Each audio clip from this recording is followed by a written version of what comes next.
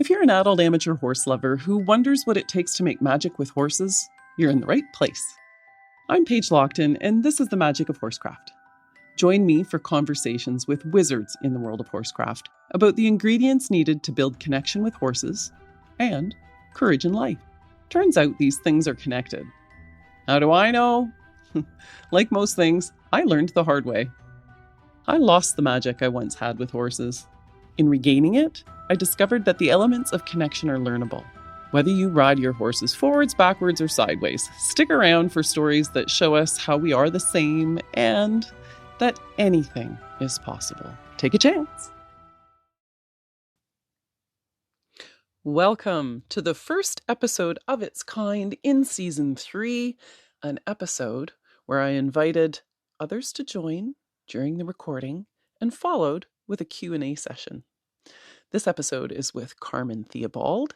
The Q&A section is not included in the general podcast, but it is there for those who were present for the recording and for my paid subscribers and the people in my course and my community.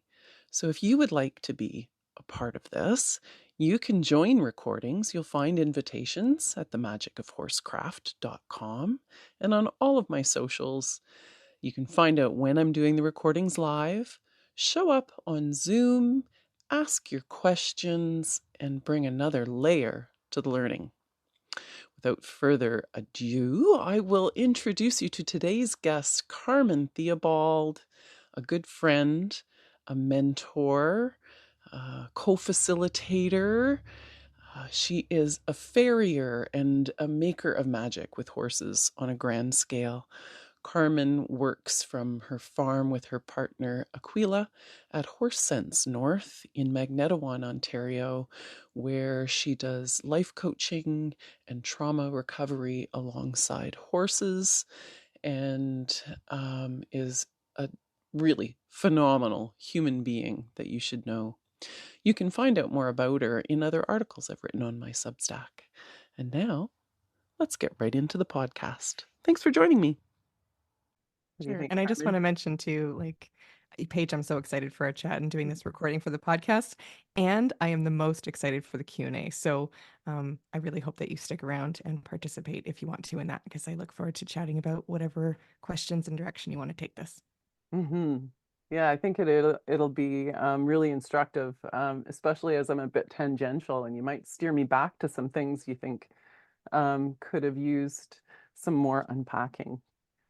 So we are indeed recording, and I'm going to start this off now just with acknowledging my privilege of being here on this land in Nipissing First Nations, recognized under the Robinson Huron Treaty in 1850, and that I identify as she, her, and that we are entering into this discussion with open hearts and open minds, ready for some growth. Because when we talk about boundaries in horses, we need to be prepared for some growth. And I say that as someone who's needed it myself. So I wanted to just have a little intro about how Carmen and I know each other and why I called her the Boundaries Queen, which I think when I texted her that, she maybe thought, oh, that was, she gave me sort of the thumbs up, haha, Boundaries Queen, and maybe didn't expect to see it in print. I'm not sure, Carmen. That's true. Yeah. I thought it was fantastic. And I acknowledge how she's like, oh, that's kind of awkward, but I've got to tell you on how many levels I know Carmen and why that has sort of been proof in the pudding for me. So Carmen and I go back at least 10 years as farrier and horse owner.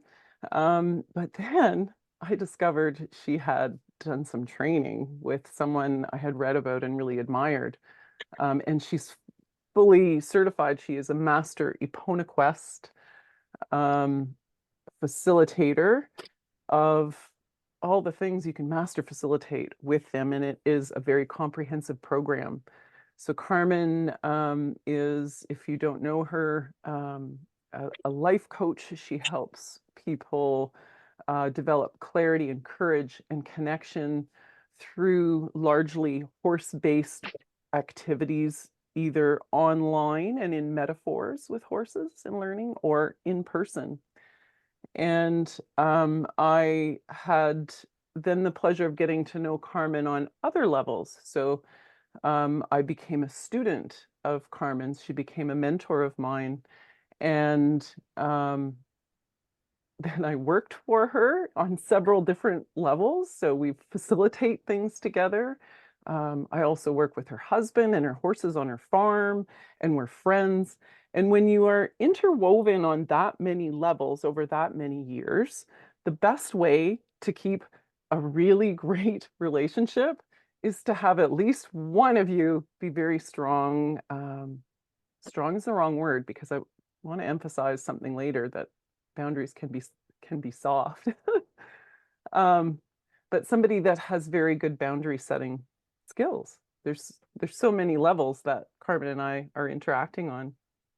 And I wanted, if you'll indulge me, that little story, Carmen, about the horse at the first interactive horse thing I went to of yours in Aurelia, because that's a good example of boundaries. So I think this discussion is exceptionally important under a few lights in order to make magic with horses. And indeed, I know that anything we do with our horses spills over into the rest of our lives. And I know it because I've struggled with it, which I think can be hard for people to grapple with when they look at the pictures of the horse jumping and of my size and my general volume. That there was indeed, at a certain point in my life at least, a great big mask up, and real problems with boundaries, and having had my own transgressed for quite a few years. That showed up in an arena with Carmen and a small group of people, and in a very safe space. I had a horse approach me, and with all of the things that should elicit good communication and boundary with a horse, I walked in there with the body language of someone who is very confident.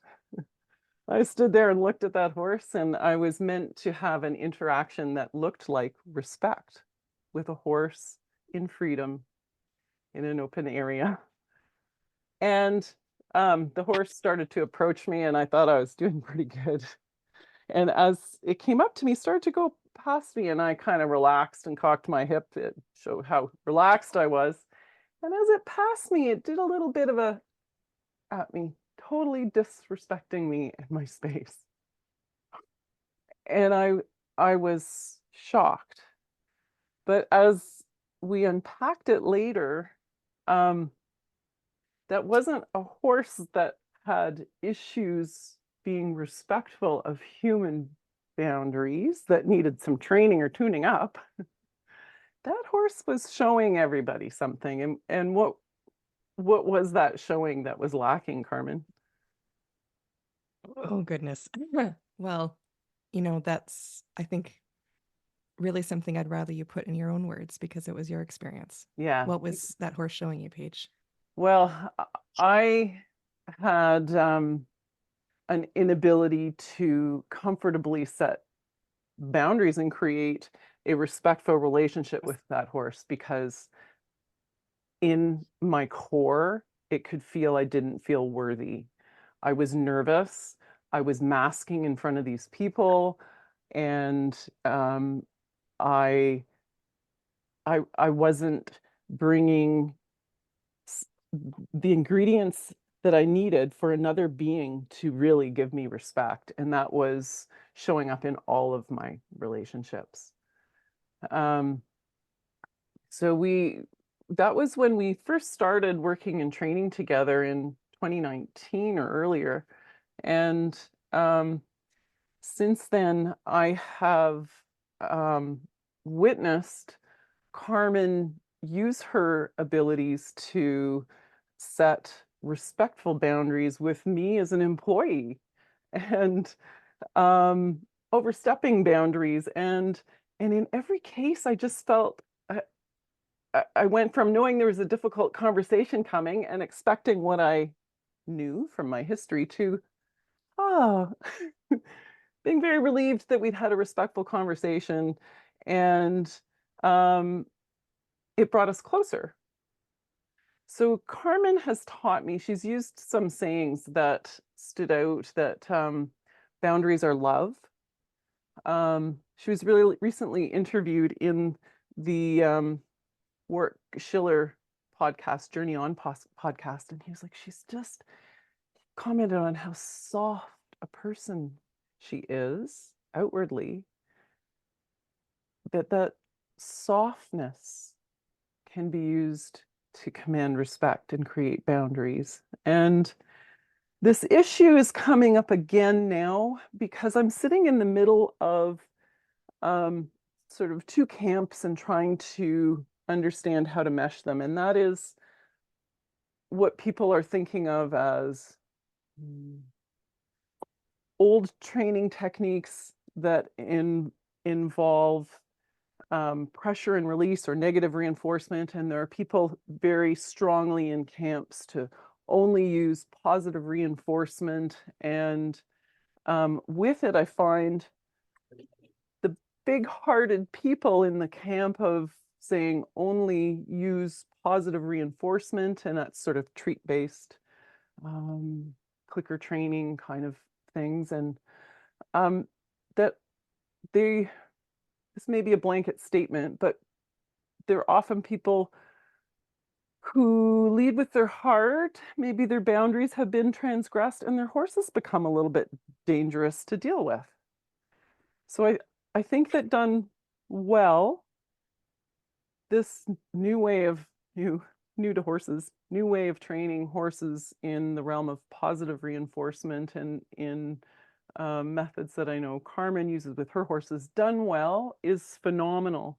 But without a strong core of self-worth and boundaries and a way to communicate that isn't violent.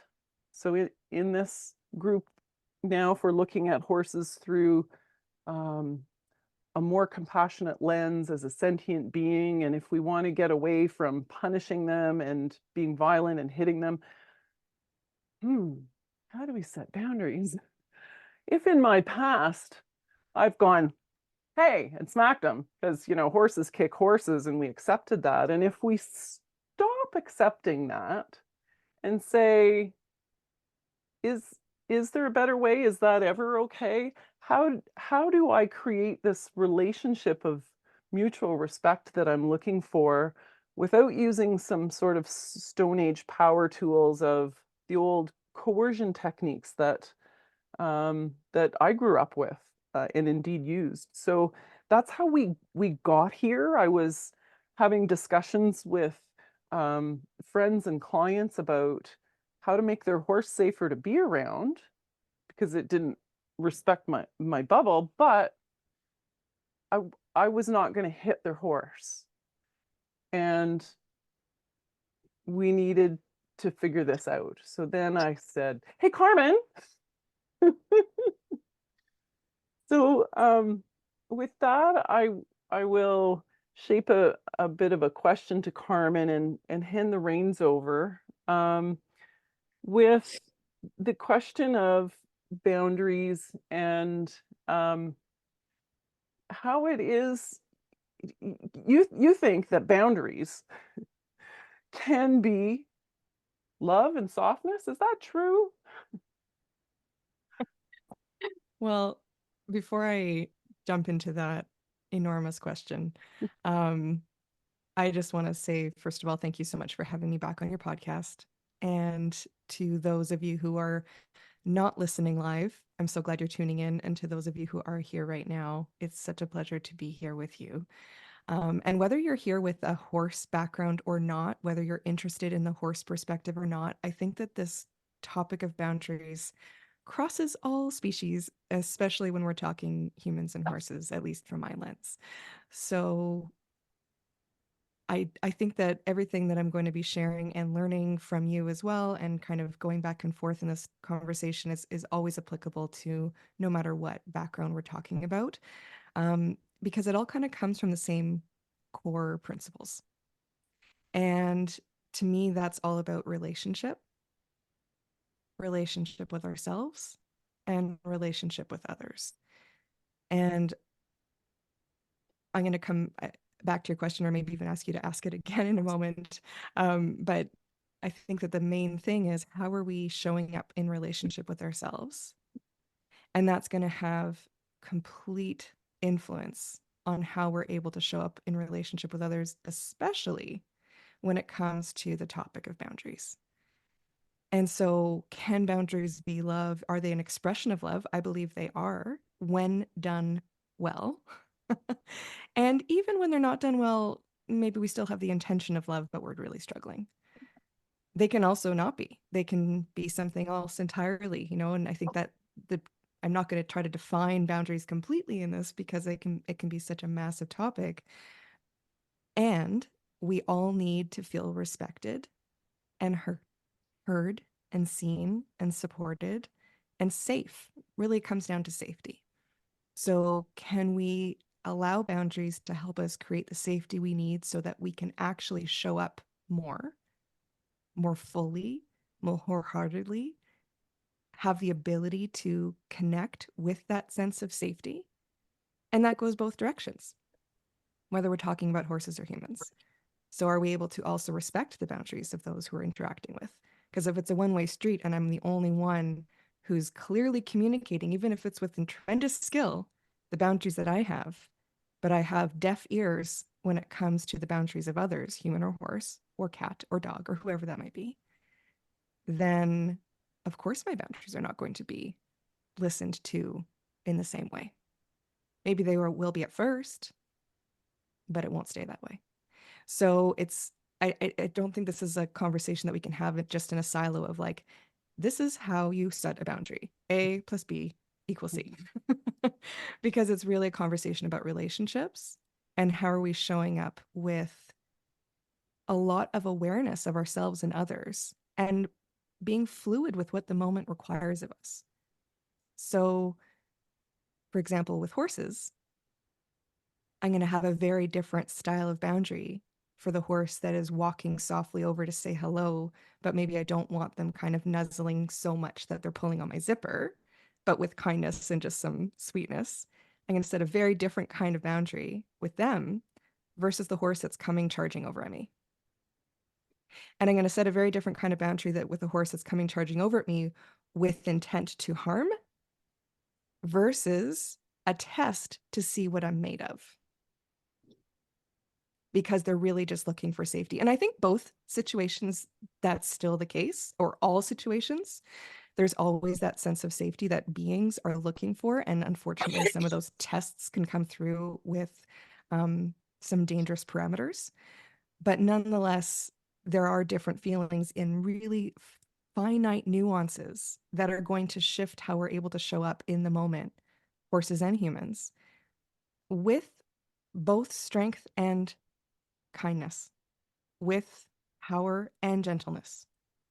So it's not, can we set boundaries with the softness? It's, can we set boundaries with strength and softness at the same time? So I think a lot of the boundaries topics need to really invite us to hold multiple truths at the same time. At the core of that, there are a couple of things that I heard.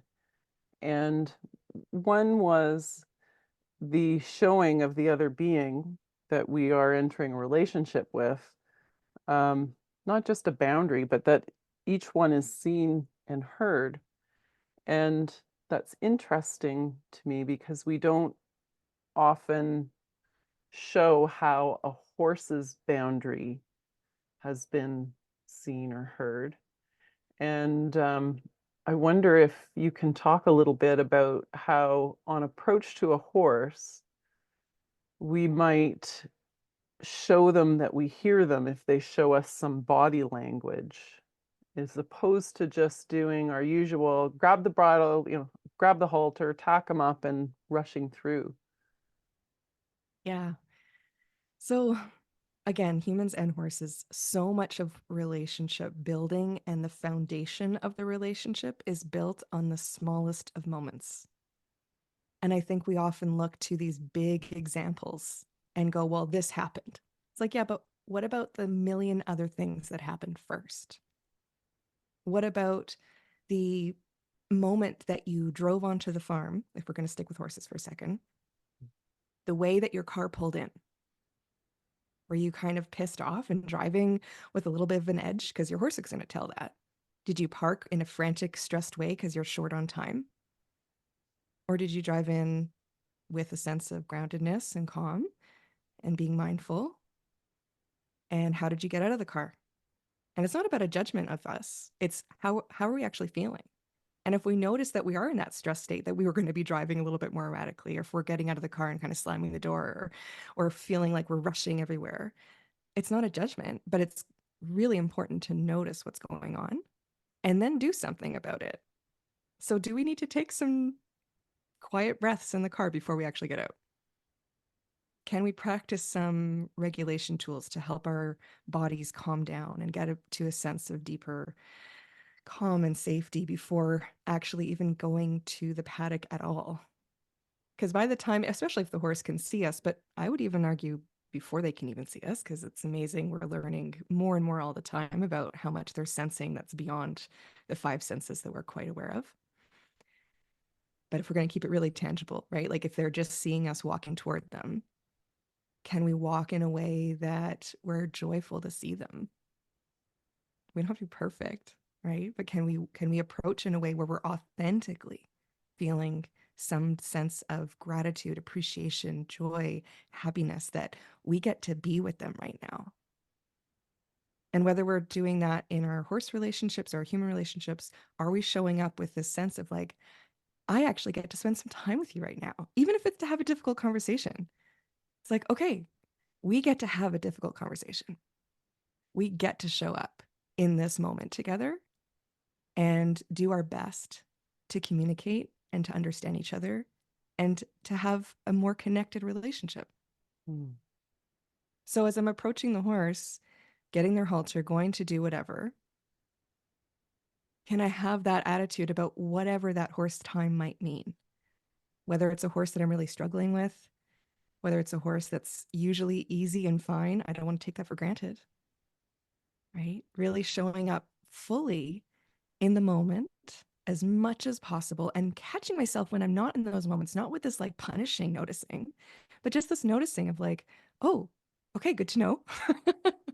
Good to know. And now that I'm aware of that, I can take a little pause and recenter and try again.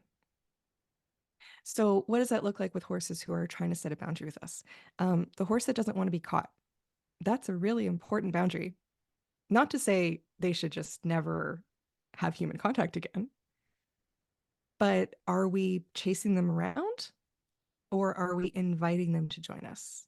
Are we noticing those really subtle little moments where an ear flicks towards us and we can create that really kind invitation for them that it feels good when they are paying attention our way? Can we create a lot of that positivity? Or if we're actually near them and we're about to put their halter on, can we wait till they're actually seeking us versus forcing our presence on them? Mm. All the way to, horses who are really screaming their answers, horses who are more likely to bite or push into us or, swing their butt around and maybe threaten to kick. Those are really big, loud messages that they're saying after they've already said so many things. Not necessarily with us, right? It could be in their relationships with humans on the whole. Could have been lots of reasons, but no matter what, there's been a lot of experiences that those horses have had that have diminished trust, diminished a sense of safety, or taken it away completely. And so then when we get upset with them for those reactions, and we don't take into account the parameters around it, we're just reinforcing their belief that they don't actually have a sense of safety with people and they should never trust us. That's not to say let them bite us, but it's that opens up the door to like, how can we then set boundaries with them with compassion for what they're going through? So there's a big difference for me between seeking out the horse's attention, like going to want to put their halter on, versus protecting our physical body so that we are not in harm's way. And then at the same time, doing it without anger. Yes. Right? Can we actually say, no, you're not allowed to bite me? And that's absolutely part of the no column of our relationship. But I'm not going to tell you no as though you're a bad horse, as though you're crazy, as though your responses don't make sense. I will still validate emotionally, energetically for them of like, I hear you, I get it, you're angry, and I believe you for really good reason. Even if the horse over there doesn't agree, maybe they're less sensitive than you are. But it's not a fault of yours. Maybe that's actually a superpower, but you haven't been recognized for that. So fair enough. I would be angry if I were you too. And you're not allowed to hurt me. Mm-hmm. Yeah. Boy, there's a lot to unpack. One thing that stands out before we get into maybe what it might look like to defend our own boundaries, I'm still thinking about the things that might stop us from needing to. So if on approach to our horses or going to put a halter on them and we're holding the halter up, that sort of thing, we pause and recognize that they're saying something as opposed to continuing our approach unpaused, it makes a big difference. So Carmen runs an exercise regularly in her workshops, and it jives also with an exercise that Warwick Schiller does. And essentially it is on approach. Every time you see a sign that that horse is noticing you, whether it's an ear flick or a turn away, or you just pause and breathe. Let them know they've been seen and then approach. And lately this has been very interesting for a little mare in our barn. And so when her ears are back and she's making faces, I'm saying, no, that's not just her. She's not just like that. She's telling us her history and she's telling us she doesn't want to now. So when in the past, I would have just been like, you get over here and you stick your nose in this halter. And I would show people how to manhandle them into a halter. Like, come on, the horse got to get his halter on. Now, as I lift the halter to her, if she does this, I go, I see you. What about now? And I offer it again. And given the freedom to say no, sometimes she likes to say no a few times in a row. I'm giving her the choice. I'm like, okay. Sometimes that feels really vulnerable. Like, am I ever going to be able to halter a horse again? And then I go, I see that. I said, but what about, and she put her nose in it. She's been seen. She's been heard. She feels validated. I'm like, oh, there's something to it, Warwick Schiller. Way to go. Yeah. So And I'll add to that too, do you mind if I jump in here? oh, So I'll add to that too. It's not just about seeing their responses, because it's a really important starting place to notice that. But then it's more than just noticing, because a horse is not going to seek us out and want to be connected with us and be not only willing partners, but like actually excited to be with us if we don't also have that sense of grounded strength that we are embodying simultaneously. So it's like, how can we create a deeper and deeper sense of security and foundation in who we are? So that as we're noticing these things and that the horses are saying, as they're saying no to us, we're not having that ruffle our feathers. Because I can notice it and go, they don't want to be with me. Oh my gosh, they're rejecting me, And if I can instead go, that's cool. How about now?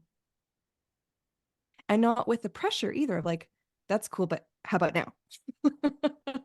Right? So finding that middle path, allowing that pendulum to swing if it does for us, because it's normal and understandable. We're humans. And it's also not our fault that we have these responses, both connected to our human experiences as well as our horse ones, if we're in the horse world. A lot of the horse world reinforces a lot of really harmful behavior and thoughts and beliefs. So when we are looking at our past behavior, whether we're looking at, how we've navigated challenging situations, and if we're starting to shift our view on this, to have tremendous compassion for ourselves in that experience too. And getting that actually helps us get closer and closer to that place where we can just be in the moment and go, cool, how about this? And have that really solid foundation of whatever is happening is okay. Mm-hmm. Because without that really solid foundation of whatever is happening, it's okay. Doesn't mean it's what I want or what my goal is, but that I'm not so attached to those, because the more important priority for me is my own well-being and their well-being at the same time, and the relationship that we can create together from that place of mutual respect and care for one another. Because everything becomes more possible after that. Doesn't matter what discipline we're in, doesn't matter what we're doing with them on the ground or whatever's going on. It doesn't matter what's happening around us.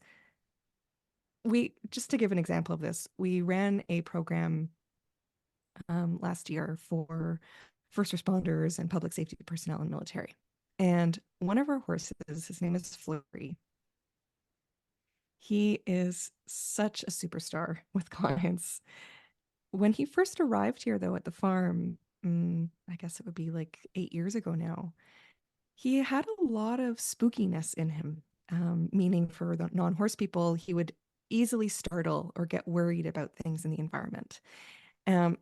Example would be like a plastic bag or anything white would worry him. A stick, like we use these boundary setting devices, or you can call them a dressage crop or a whip or whatever, never to hurt the horse or even touch them unless it's like absolutely dire that we're protecting ourselves, which has never happened.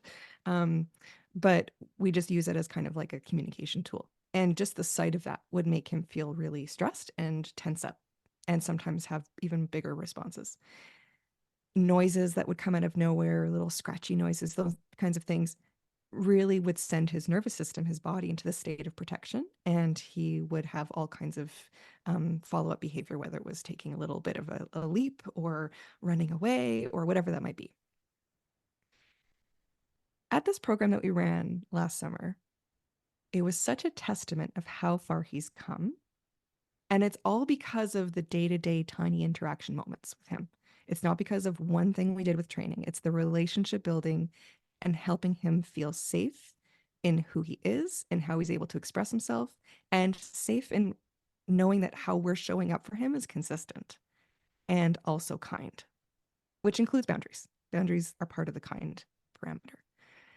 So we're at this workshop, this program, and the night before the program starts, and keep in mind, we're working with people, some of them with severe PTSD diagnosis, pretty intense group of humans, amazing group of humans. And nonetheless, there's a lot of energy, a lot of charge. And we get a phone call the night before people arrive that our neighbors are going to be doing blasting across the road. So there will literally be bombs going off across the road because they're doing some project at the farm. We almost canceled. But it was really important that we didn't, because it's so important to honor these people who are coming, and it can take a lot of courage for them to actually make it out and do the program. So that was like the worst case scenario for me. So it's like, okay, well, let's just see what happens. So the first morning of this program, there's bombs going off for people navigating severe PTSD. And we usually do human work before the horse work at our workshops. So in our human experiences that morning, we spent a lot of time practicing regulation tools. So things that help calm our nervous system. And more than that, it's creating this protected space, myself, the therapist we're working with, Aquila, my partner, where we're all showing up with the same energy that I'm talking about with the horses, of like, no matter what happens, it's going to be okay. And a person can have a big moment of whatever response their body needs to have, whether that's verbal or physically actually jumping or whatever that might look like, or even having a lot of stress and like needing to vent or however that might show up, anger. And to be really solid in the place of that's fair and it's okay. And I do have boundaries around things that are still not okay to do to me, but it's going to be fine. And having that kind of energy. I'm coming back to Flurry here in a second. So the morning goes incredibly well, thank goodness, because it had real potential not to. So I'm so relieved about that. And then after lunch, apparently everything was supposed to be finished. So there were no more bombs going off. That also gave us the green light to start the horse work, because we would have rearranged the timing of the program. I'm not that happy to just go with whatever, because although I do really, really, really trust our herd, they're amazing, I also want to make sure I'm being very safety conscious. And that's part of it, right? Are we setting the parameters for success with our horses and with people? But it was supposed to be all finished. So Flurry is the one who comes into the arena first to work with the first person. And the first person who's going to work with him is really scared of horses. And so scared that this person almost didn't go into the ring. And with incredible courage and determination, they went in. And they asked me to go with them, which I was very happy to do. So we're in the arena together with Flurry. And then we hear the air horn. And the air horn signals that in about 3 seconds, another bomb's going to go off.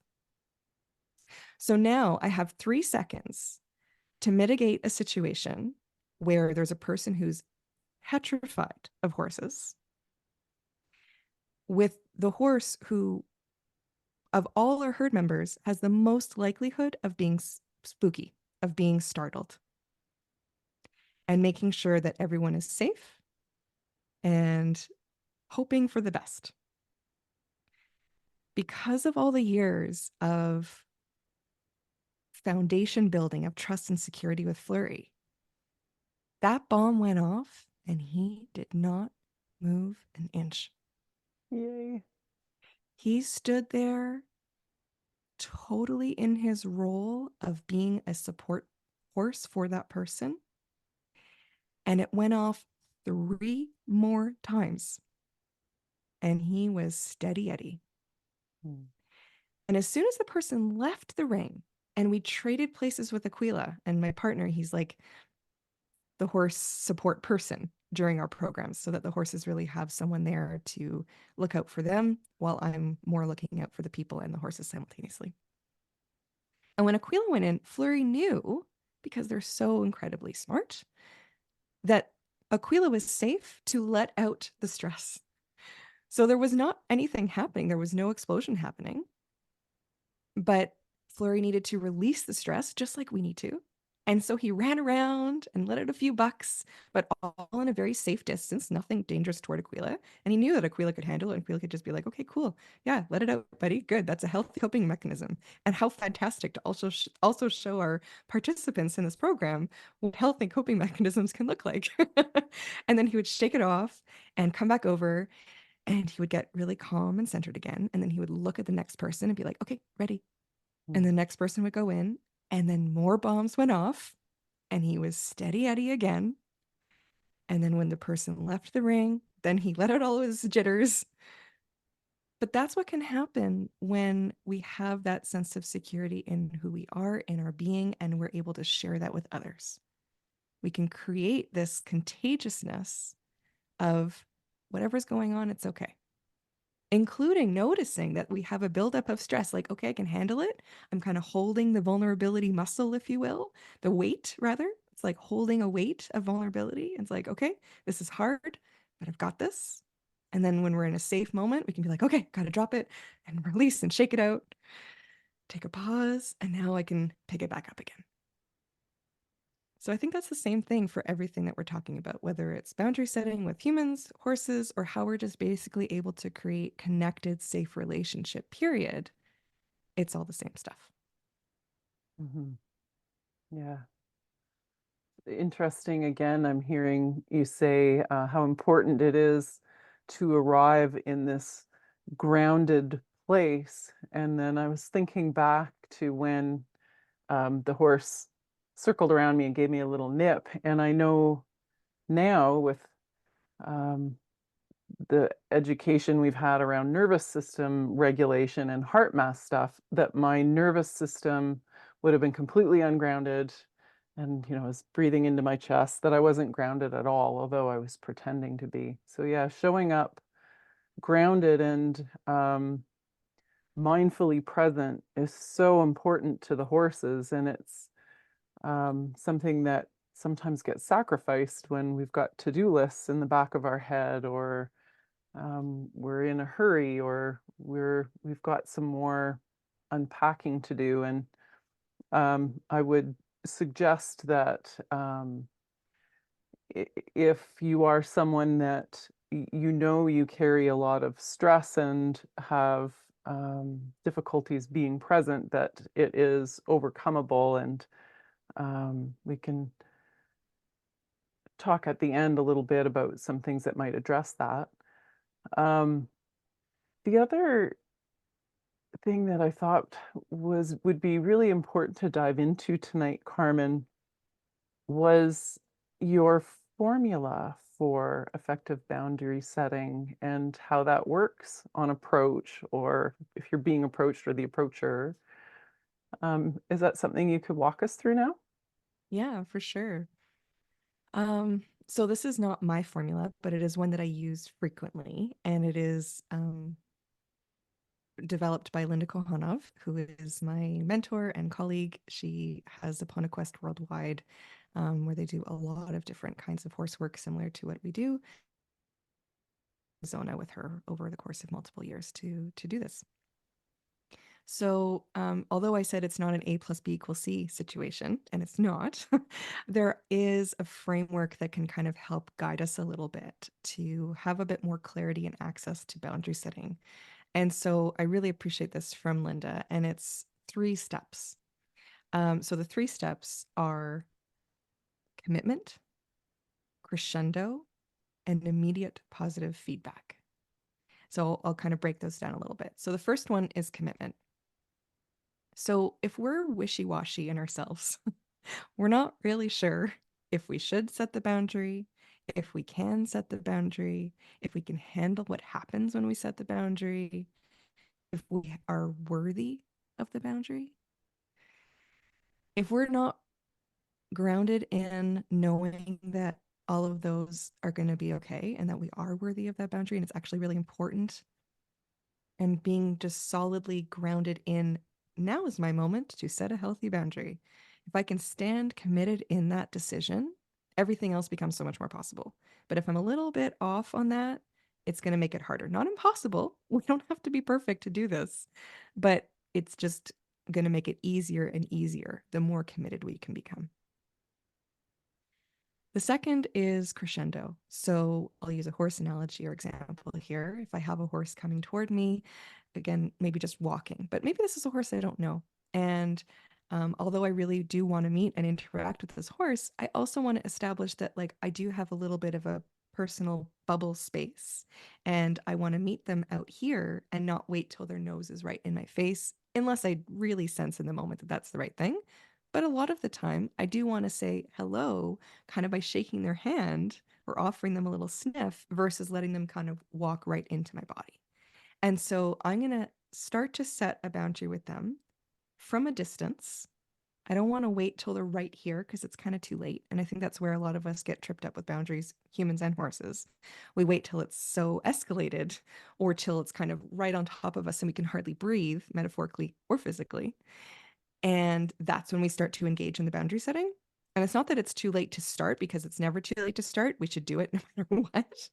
But it is too late to do it really effectively and smoothly. We're going to have more bumps in the road when we wait.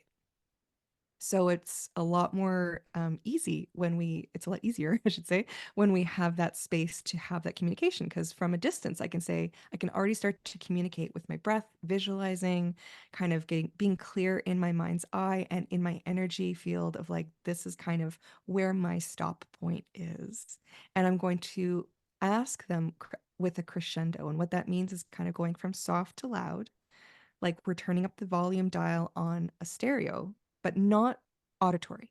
So it's not about getting big and loud. It's about escalating or raising the volume dial of our power center. And that can have the same volume the whole way, like auditory volume. But I can increase the kind of power that I am putting into it, the power center, the sense of strength that I am engaging, even through breath. And it's amazing when I do this kind of little exercise with people on the farm.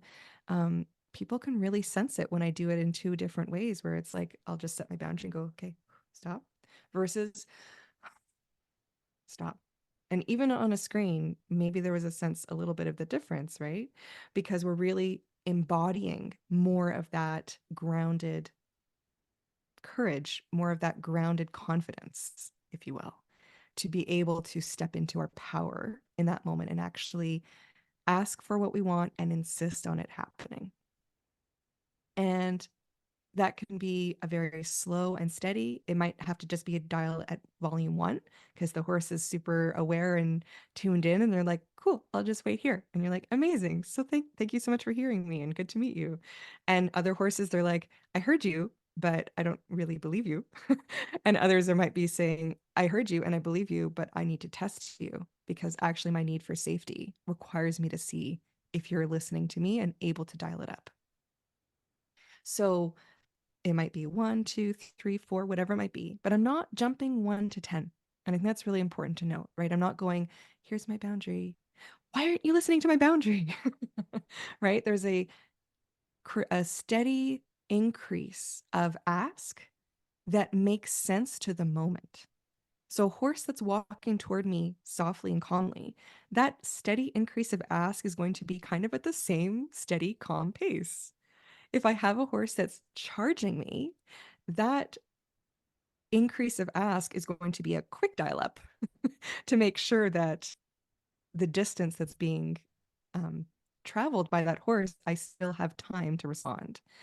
And it's going to make sense for the energy and the speed that they're bringing to me. And I think this all applies to humans too, right? Like if someone's rushing in, we can dial up our need for a boundary and execution of that boundary more quickly versus if someone's kind of encroaching on us a little bit more softly or subtly or slowly. Now, of course, human boundaries that's a big topic because it's not just about saying, this is my physical space. There could be lots of meanings for that, including boundary setting for ourselves, right? What does it look like to have healthy boundaries with ourselves about the self-talk that we might have, about the behaviors or patterns that we might be engaging in? Can we engage in the same kind of make sense for the moment boundaries with ourselves? And that's going to help us with the horses. That's going to help us with our relationships with other people.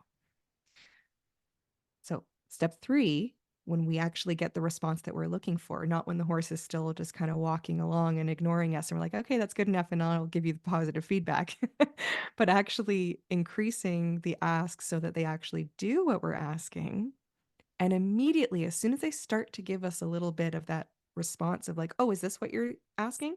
Yes, it is. Thank you. Right? So immediate positive feedback. And so often I see this with people, with horses. We ask for our needs to be met, and then we kind of go to neutral or even a little bit of like a resentful thank you. Because it's almost like, why did I have to ask in the first place? And I'm not saying that there's not a place and time for that, because I think some relationships and dynamics, when you get to that point, that's also good to know.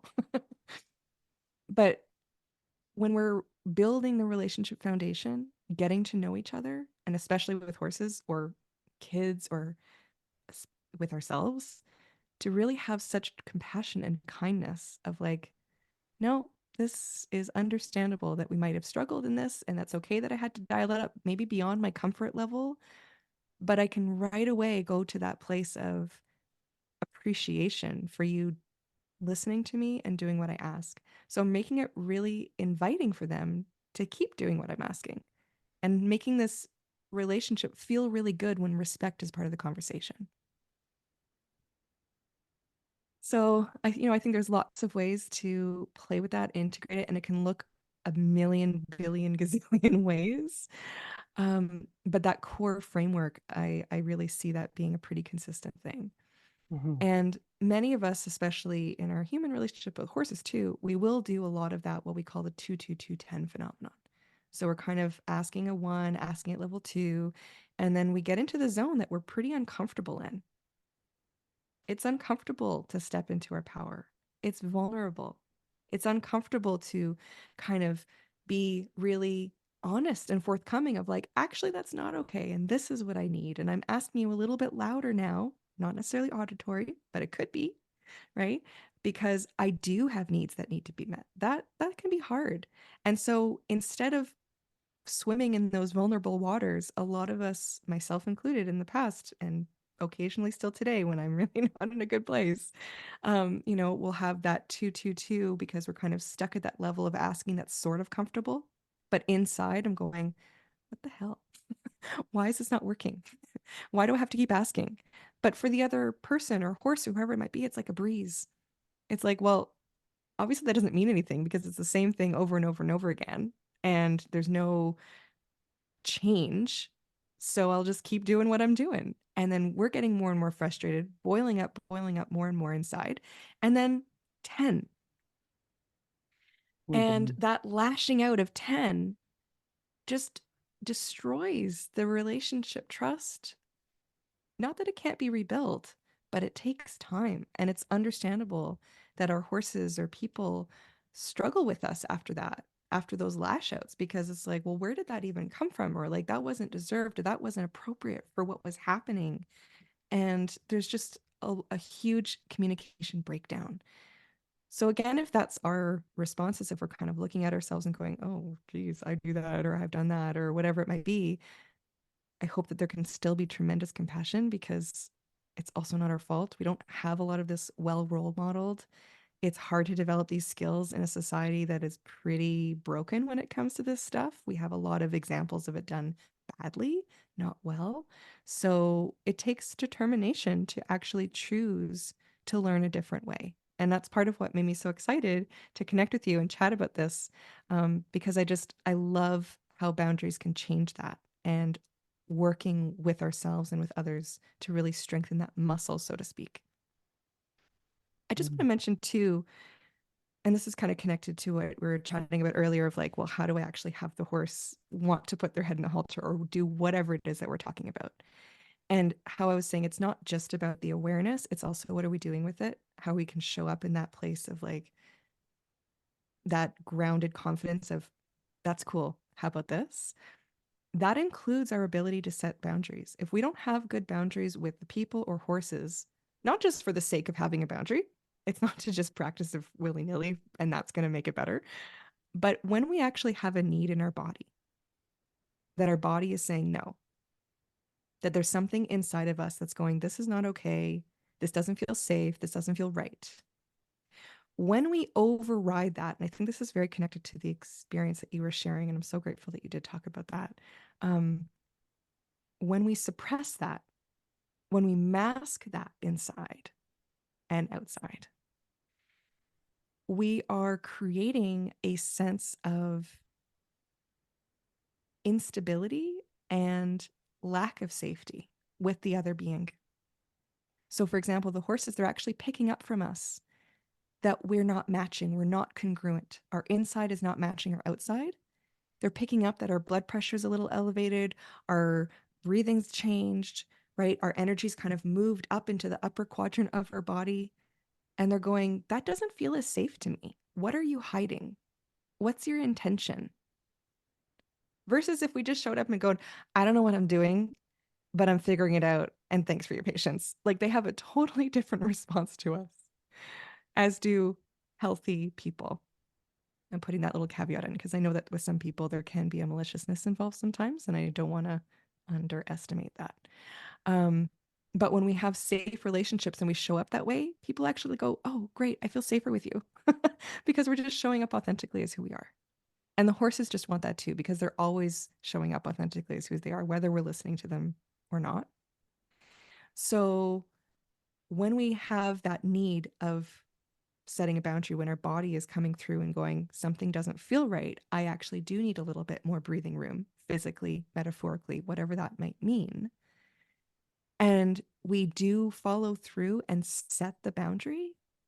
The horses go, not only do we make sense so we feel safer, but now we actually have the strength that they're looking for in another being to feel safer on a bigger scale. Because if there's a threat in the environment and they can push us around and they can sense that our inner truth, the most inner part of us is going, I don't like that. I don't feel safe. Even if we're going, it's fine that you're playing with my shirt. But inside you're going, I don't really want you to do that. Right. And if they can tell that we're overriding that and we're not having that healthy sense of presence of who we are, then they're not going to trust that we can actually help them stay safe if there were, let's say, a pack of wolves that showed up. Because they're like, well, if I can push this girl around, then she's definitely not got my back. So it's really such a gift to the horses and to the people when we can show up with that kind of grounded confidence and that strength and kindness at the same time. I think it helps everyone feel safer. Absolutely. Yeah. It's a gift to be around someone who is healthy and comfortable about setting their boundaries. It does just make it so much easier. You don't have to wonder about what they're thinking or take care of them. They're going to take care of themselves. I'd like to focus a little bit on some horse-related stuff, although it does always spill over into the rest of our lives. And I wanted to speak to a few things about one, what it looks like when we're working with horses at your place, Carmen, with boundary setting devices. So I wanted to maybe describe it a little bit in how that might look to use what is commonly known as a dressage whip, which we try to reframe into calling it a boundary setting device, although it's the same tool, because we are not using it to strike at the horse or hit them, but we will use it to draw attention to the bubble we want around our bodies in a bit of a, like a big pointer around us, to make the bubble around our bodies as large as we would like it to be, and to move it in a way that brings the energy up from one, like Carmen said, to crescendo from a one, a little bit of a movement to back up your, whoa, I'd like you to stop now. And then to escalate the energy and movement behind it until it creates a barrier that they will want to choose to stop in front of. They're not going to want to move through that boundary setting device or whip, which is moving at ground level, not up by their eyes, sweeping typically in a pattern back and forth in front of our feet. And so we have been using them here when we go out to catch the horses and stuff. And it wasn't a tool that we used all the time, but then I found we are unable to keep them at a distance that feels good. Now we're maybe pushing on each other. And I can say that when I work with Carmen's horses, they are absolutely consistent because she's used the tools consistently and her horses know what to expect. Maybe I'll ask her, why, but ask Carmen rather why her horses show such reliable respect to someone's boundaries. But if I had to guess, I would say that when it goes wrong, say in boarding stables, it's because everybody that is interacting with the horses has a different way of showing what a boundary is and reinforcing it, a different idea of what respect looks like, or their owners themselves are maybe really inconsistent. So if if we were in a situation where we need to stop a horse in a doorway, maybe we've got our boundary setting device, and it needs to not come over top of us. And whether it's a horse or any other being, if we are regularly unwilling to go up the scale to a 10, and we kind of go, no, and we don't mean it, and they get to bump into our boundary setting devices or whatever without it really causing much of a stir, or certainly not deterring them, we'll be dulling them and making them more dangerous to be around, even if they're just walking through a space. And if we aren't afraid to work in this full scale and to dial it up to a point where I think if they ignore the clearly stated boundaries, we've brought our energy up, we've used our voice, maybe, whoa, we've used a boundary setting device. And if they keep coming, we aren't going to lash out at them and hit them. Should it be comfortable for them to run over our boundaries, Carmen? How can we make ourselves uncomfortable so they choose not to do it again? What might that look like? Kind of two pieces for this that are important for me to share. One is the tool is just a tool. So if we're not using the tool with the breath that is going deeper into our body, if we're not kind of filling out our space of our physical self and even beyond, as we're using a conductor's wand, so to speak, no matter what we call it. I love that analogy of a conductor's wand. Yeah, we call it boundary setting during our workshops, in part because we're working with people who usually don't really know a lot about horses. And I don't want to be asking them to be really asserting themselves and saying, horse, go do this, because they're just not at that point in their relationship. And that's great. That's fine. And the horses have a very important role that's different. But when I'm working with horses in a more training capacity, and helping some of our herd members integrate into their life and their roles here, which includes showing up for the clients, I really do need to be using these tools like a conductor's wand. But just like a conductor for an orchestra, right? If I'm kind of hollowed out in my body and I'm not really breathing and I'm not feeling it, and I'm just kind of moving the tool, that's not going to be as effective. I mean, I could be working with some amazing musicians who are just like, well, we'll do it anyway. And there's some horses like that too. But if I'm working with horses or people, musicians or whoever, who need a little bit more support, and I'm actually trying to help them get that flow, get that musicality going, get that timing and the rhythm all just so, I have to really feel it in myself. So much of it about the tool is what's going on within us. And so that's why I always bring it back to what's going on for us.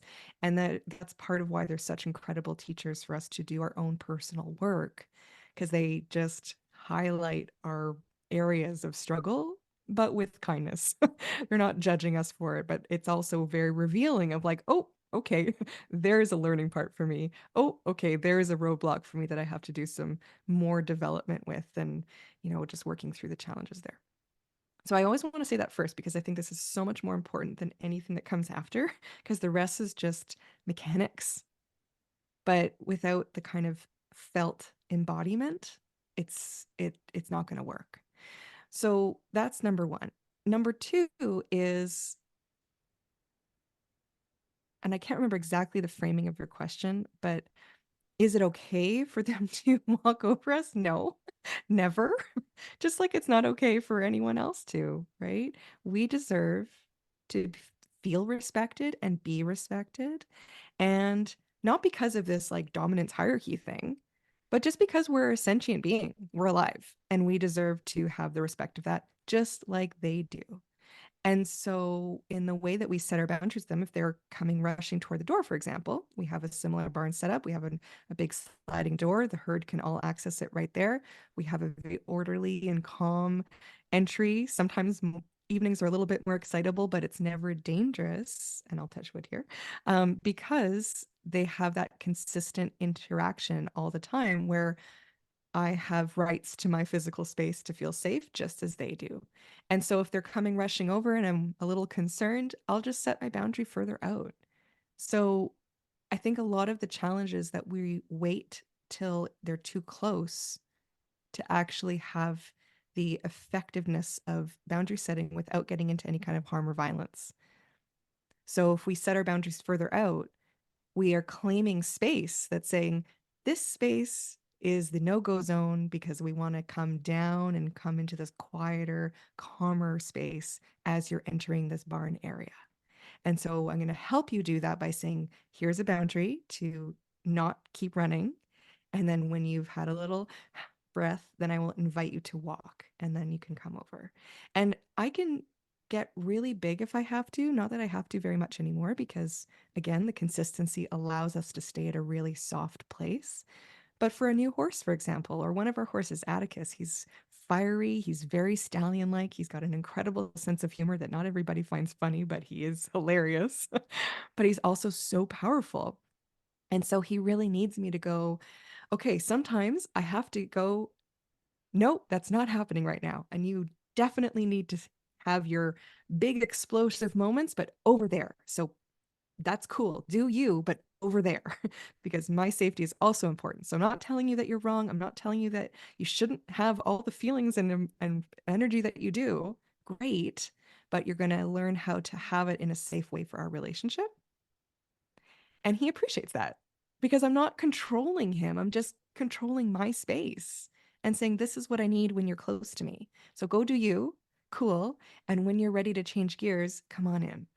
And he loves that. And he responds so well to the point where just with breathing, 9 times out of 10, I can do what I need to do in asking him those things or for those things. And he's respecting it. So I think when we're struggling with that, more space is the answer, asking sooner, and consistency, consistency, consistency. So if we have a horse that we need to set a boundary at a level 10, if it's really intense, which is rare, I think if we're actually doing it well, you can usually do what you need to do at like a 3, 4, 5. But sure, there's moments where you really have to dial it up.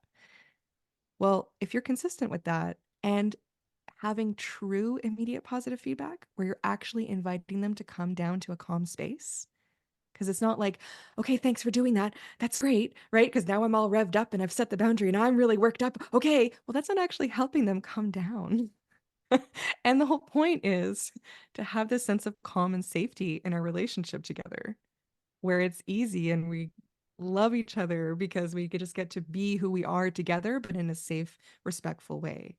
And we can have our moments of excitement, but at a respectful distance, and then come together in a more calm space. So if we're actually wanting them to come to us calmly, respectfully, we have to role model that. So in our immediate positive feedback, we need to actually role model, okay, thank you. And doing our own breathing. We don't have to be perfect. Fair enough. Our nervous system got revved up because we had to do some big movement. That's fine. Do the breathing to come back down to a calm space, role modeling for them at the same time as doing our own work. And then we both get to benefit from that. So I'm hearing a lot of things that will be helpful to set us up so that the kinds of situations where our boundaries are transgressed with a horse, say, pushing into us, walking over us, or biting us, just is that much less likely to happen because we've arrived centered and grounded and tuned in. We're paying attention to all the minutiae. We're asking from farther back. But I wanted, just before we get into some Q&A, troubleshoot a little bit as I'm swapping mentalities towards positive reinforcement training in the line of thought that rather than correct a behavior by punishing it, ask them to do something else, redirect, whether it's a dog or a horse, redirect their attention. But is there ever a situation then where if they're nipping you while you're shoeing or something, where it's okay to give them a smack? Or are we not doing that anymore? Does that not work as something that will change a behavior? Okay, so there's 2 answers here again, because how sometimes things need to be navigated with horse professionals to safely get their job done, potentially in very unsafe environments, may change how I am able to show up or how we need to show up in that moment of emergency, let's say, right? If there's an emergency, meaning, and that can mean lots of things, but just for my role as an example, as a farrier, it is an emergency if my body is about to be hurt seriously by a horse. Let's say going for a really aggressive bite or trying to kick me.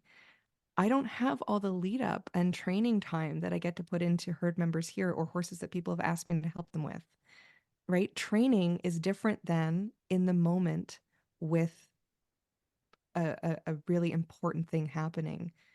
That doesn't mean it's okay to hit them or hurt them or act violently or aggressively, but it does mean that maybe it's showing us that we need a lot more time put in before the next visit with the vet or the farrier or whoever that might be to make the experience safer for both the professional and the horse.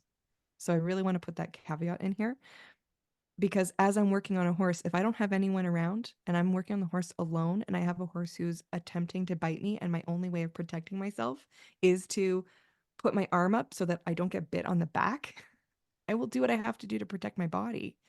But I'm also integrating a lot of things in my relationship with the horses as a farrier to try to minimize the need for that. So I'm not just going to walk right over and pick up their foot without saying hello.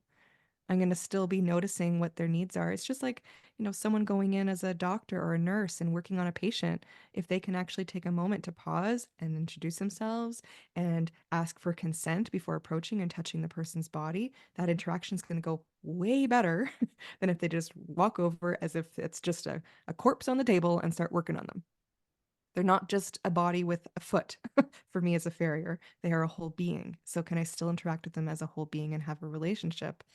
And sometimes my protection of what my body has to do will be a little bit more dialed up because of the nature of the job and the circumstances. A lot of barns don't necessarily have these views, and it would be impossible to be safe without having responses that are more dialed up than I actually want them to be.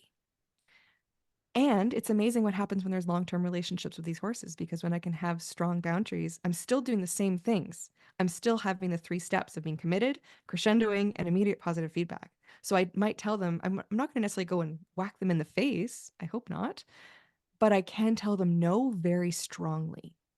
And I do think we still need to have a healthy no in our vocabulary, whether it's in training or in a farrier relationship or whatever relationship. We need our healthy no's. And sometimes those healthy no's have to be more intense than other times.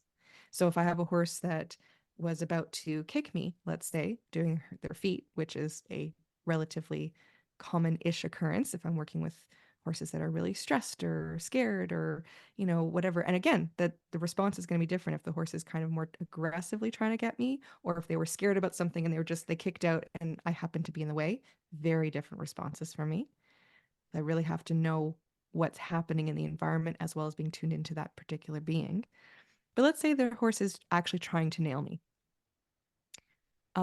To what I find really effective is actually having them on a lead rope and asking them very strongly to back up, still not actually touching their body, but asking them very concretely, strongly, intensely, and quickly to back up out of my space and move according to what I'm saying, and being very kind of commanding with my energy of saying, like, no, that's not okay. Back, back, back, go over there. And having some kind of consequence for their behavior that puts me really at risk. And I think that that's the same thing, whether we're talking about a horse at home or, a horse that we have lots of training time with, whatever it might be. There are certain behaviors that do need a healthy, strong no. But the number of no's in that way that are needed are so little when we have other communication things happening. And also to recognize if they're at the point of doing that, like, what other things are going on? So are we not listening to them about all kinds of other stuff? They're still not allowed to kick or bite, but are we really listening to why they were doing it in the first place? So I know that's a little bit of like a wishy-washy-ish answer, but I'm trying my best to offer kind of the the truth that we really do need to have both in our repertoire. I'm all for positive reinforcement. I love positive reinforcement. Even in the way that I'm setting boundaries, big boundaries with that horse Atticus, for example, I feel like I'm actually doing it for him in a positive way of like, I'm asking for what I want, not what I don't want. I'm saying, cool, buddy, have your time, but be out there, okay? Cool. Yeah, be out there. And then when you're ready to be in a different space, come on in. I'm excited to see you. And when I do it that way with him, there's no need for me to discipline him with negative reinforcement because I don't get to the point of him actually trying to kick me or me being in the line of fire by accident because I have enough space to be fine. And then when we are together, he knows that there are rules about how I need to be treated respectfully for my physical body too, and I'm going to give him the respect. So I think when we engage in a lot of kind of pushing or hitting or anything like that, not only do I think it's honestly ethically not right, but I believe it's also inviting a conversation style into the relationship. So if I think nothing of pushing away my horse when they get, quote, too close to me, well, first of all, they got too close to me way before I felt the need to push them away. And when I do push them in that kind of sense, instead of trying something else like just stepping away, doesn't always have to be them who moves out of the way. Maybe I could just recognize, oh, I missed the moment. I'm just going to move my place now. Right? Or instead of asking them with my little conductor's wand and kind of moving the energy in the space and not actually pushing on their body, but just saying, we're going to move over there now. Thank you. Right? So I'm actually asking for what I want versus pushing on them and integrating this kind of physical intensity with some negative aspects. When I include that in the dynamic, I'm in a way giving them permission to do the same back. I'm saying this is actually part of our dialogue. Because even if I think, well, I'm the only one allowed to do this, they're like, well, why would that be? That's the way we talk now. You gonna push me around, I'll push you around too. Mm-hmm. Yeah, it's been an absolute joy to work around your horses. And yeah, I remember the first time asking one of them to step back or something with Quee in the barn. He's like, oh, Paige. And he was mortified to tell me, an older person with horse experience. But he's like, we don't touch our horses here. It's like, what? They really don't. Like it's energy and intention, and they ask for what they do want, and they see what's coming as opposed to waiting for it to happen and telling them what they don't want, I think is huge. We could do this all night, but we can't. So Carmen, I wanted to give you a chance to tell us how you help people and what you have going on at the farm before we turn over the reins for some question and answers. Sure. So I think we kind of chatted a little bit about it. I think you gave a really lovely introduction there, Paige. But we do offer personal sessions and workshops for individuals and groups. And we also do some online stuff. And I just wanted to mention to your podcast listeners and this group attending our call, a couple of things is just kind of some bonuses for being part of this. The first is that I have an online course that's all about kind of self care, but more than that, it's actually called Beyond Self Care. Very connected to all the things we're talking about. And you can get 50% off of that if you want. And even better, in February, we're doing a live coaching call for a small group who are going through that self-guided online course. So maybe Paige, we can follow up with like an email or something and just share those details. And if you want to put that in the podcast information, if that's an option, we can do that. But you can also just check it out on my website. And anyone who signs up for that, if you just let me know that you're learning about it through Paige, then I'm happy to give you 50% off Wow. for the next 24 hours for this group here. And for your listeners, it'll only be for the online course that doesn't have the group coaching. Well, thank you very So, much. yeah, of course. And so that's just a thank you for being part of this. But of course, doesn't matter to me how we connect. It's just such a pleasure to have these kinds of conversations. And we do have our farm between Burkes Falls and Magnetawan in the traditional territory of the Anishinaabeg and Mississauga Nations, part of Robinson Huron Treaty 61. And we do our best here at Horse Sense North to honor that and learn about that as much as possible and translate that into action. Really take that into our heart as well. So yeah, I'm really grateful to be connecting with all of these amazing people for human and horse reasons, because I really believe that when we're doing this kind of work, it's not only helping ourselves, it's not only helping our horse relationships, it's not only helping our direct human relationships, but I really believe this helps the world. We're living in a pretty fractured time, and there's a lot of pain and a lot of awful things going on. But doing this kind of work with people and seeing how we can create those shifts within ourselves and how that ripples out with others, it just gives me so much hope. So thank you. Thank you, Carmen. Hey, you're still here. Thanks so much for listening. What you think and feel matters. If this resonated with you, please like and share. It truly makes a difference. I encourage you to engage with the content on my Substack account and my socials, all at The Magic of Horsecraft, where you can join the discussion and shape the future shows. Tell me what you want to hear more of or less of, and we'll evolve together as we grow a community of like-minded souls here for the good of the horse. If you're an adult amateur horse lover looking for confidence and clarity in your role of equine steward, check out my course, From Amateur to Magician, Making Magic with Horses, at themagicofhorsecraft.com. Until then, I'm here to remind you of a couple things. 1, underneath it all, we all want the same things: to be heard, understood, and accepted for who we are. And 2, anything is possible. Take a chance.